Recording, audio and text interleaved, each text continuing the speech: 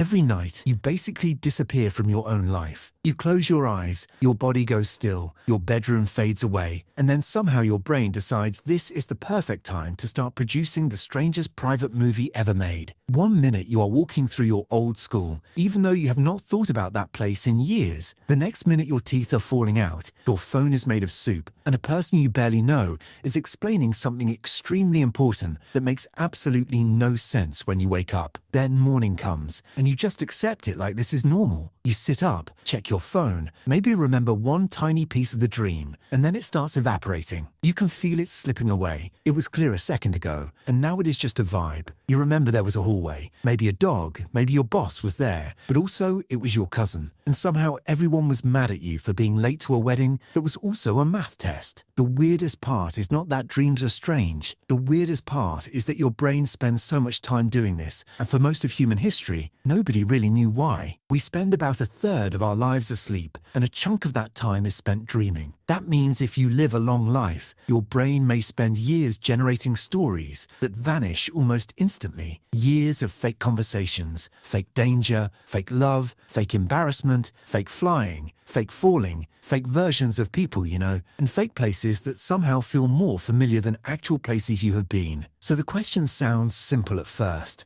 Why do we dream? Then you actually think about it for more than 5 seconds, and the question becomes way more unsettling. Dreams are not just random images floating around. They can make your heart race. They can make you wake up sweating. They can make you miss someone who is not even in your life anymore. They can make you feel guilty for something you did not do, terrified of something that never happened, or weirdly nostalgic for a place that does not exist. Your brain is locked in a dark room, disconnected from the outside world, and somehow it starts building entire realities from memory, emotion, fear, desire, and whatever cursed leftovers it found in your mental junk drawer. For a long time, people treated dreams like messages. Ancient civilizations saw them as warnings from gods, signs from ancestors, glimpses of the future, or secret instructions from forces bigger than us. Honestly, you can see why. Imagine living thousands of years ago, having a vivid dream that your village floods, and then waking up with no science, no neuroscience, no sleep lab, and no guy on YouTube saying, actually, your amygdala was active during REM sleep.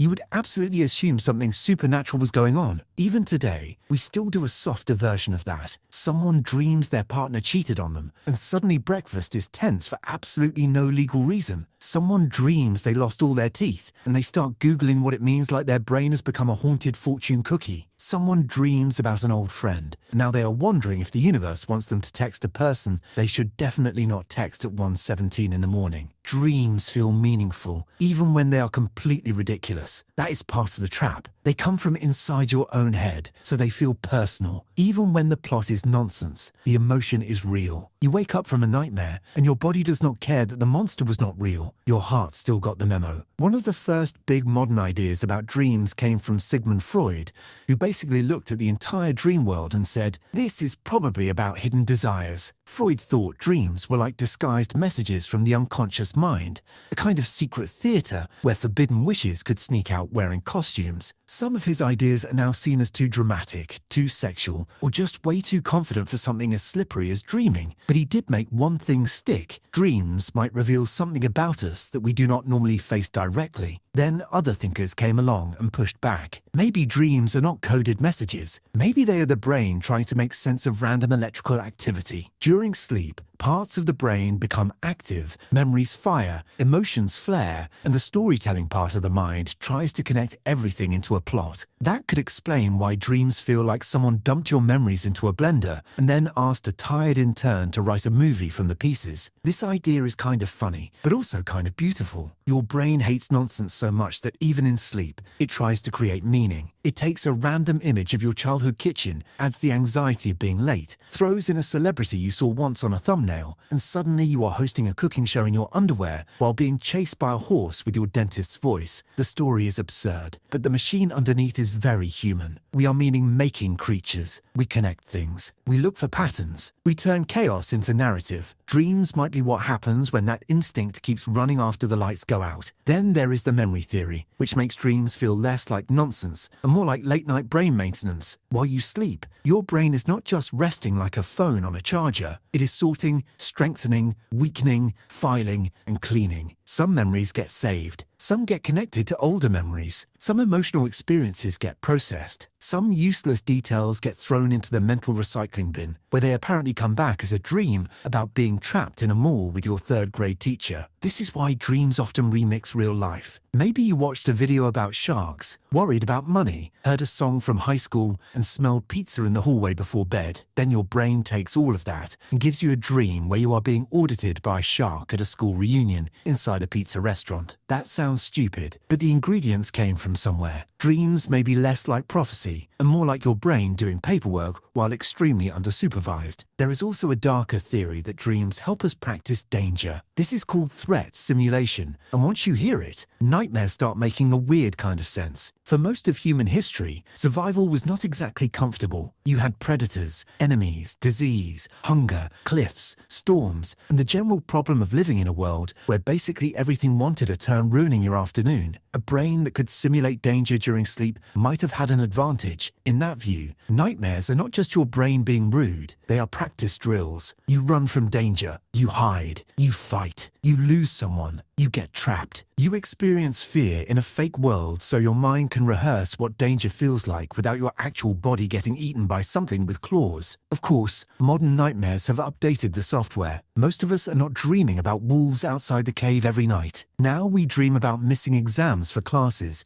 we have not taken in 15 years, losing our phones, embarrassing ourselves in public, getting fired, or being chased by something we cannot quite see. The predator changed, but the panic system is still very much online. That is what makes dreaming so interesting. It feels ancient and modern at the same time. The same brain system that may have helped our ancestors survive the dark is now using its power to make you dream that you accidentally sent a weird email to everyone at work. Dreams also seem connected to emotion. This might be one of the biggest reasons they stay with us. A dream does not need to be logical to feel important. It only needs to hit the right emotional button. Fear, shame, desire, grief, jealousy, loneliness, excitement, love, regret. All of these can become the engine of a dream. That might be why stressful periods often create more intense dreams. When life gets messy, sleep does not always feel like escape.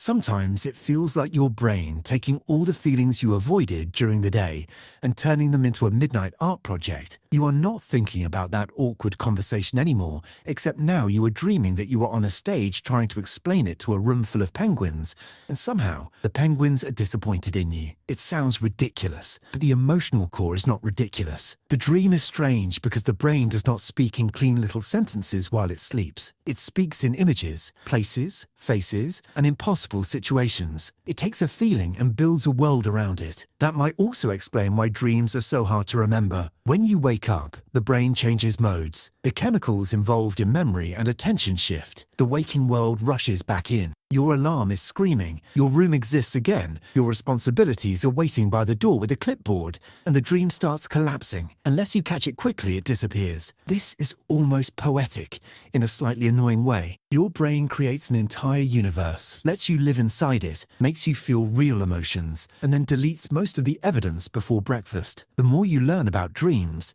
the less they feel like one single thing with one clean answer. They might be memory processing. They might be emotional regulation. They might be threat rehearsal. They might be random brain activity turned into story. They might be creativity bubbling up when the normal rules are relaxed. They might be all of that at once. That is probably the real answer, even if it is not as neat as we want. Dreams are not just one function. They are what happens when a living brain keeps working in the dark. It is cleaning up yesterday, preparing for tomorrow, replaying old pain, testing old fears, strengthening memories, inventing nonsense, and accidentally creating some of the weirdest cinema ever projected inside a human skull. So when you ask, why do we dream? The answer is not just about sleep. It is about what kind of creatures we are. We are animals that remember. We are animals that worry. We are animals that imagine danger before it arrives. We are animals that turn feelings into stories and then treat those stories like they matter. Even when the story is about flying over a grocery store with no shoes on, some part of it came from you. That is why dreams are so strange. They are not messages from another world. At least probably not. They are messages from the parts of this world that got stuck inside your head. The people you miss, the fears you avoid, the problems you keep pushing away, the tiny details you thought you forgot, and the ancient survival systems still running under modern life. Every night, your brain closes the door on reality and starts asking its own questions. It asks what mattered today, what hurt, what scared you, what you might need later, what memory belongs next to another memory, and what would happen if your childhood home had an elevator that opened into the ocean. Then you wake up, and most of it is gone. Maybe that is the strangest part. Not that we dream, but that for a few hours every night, we become the writer, director, actor, audience, and victim of a world built entirely out of ourselves. We ask why dreams happen, as if they are some random glitch. But maybe dreams are one of the clearest signs of what the brain really does all the time. It takes chaos, emotion, memory, fear, and desire, and it tries to turn them into a story. Then morning comes, the story disappears, and we walk around pretending the waking world is the normal one.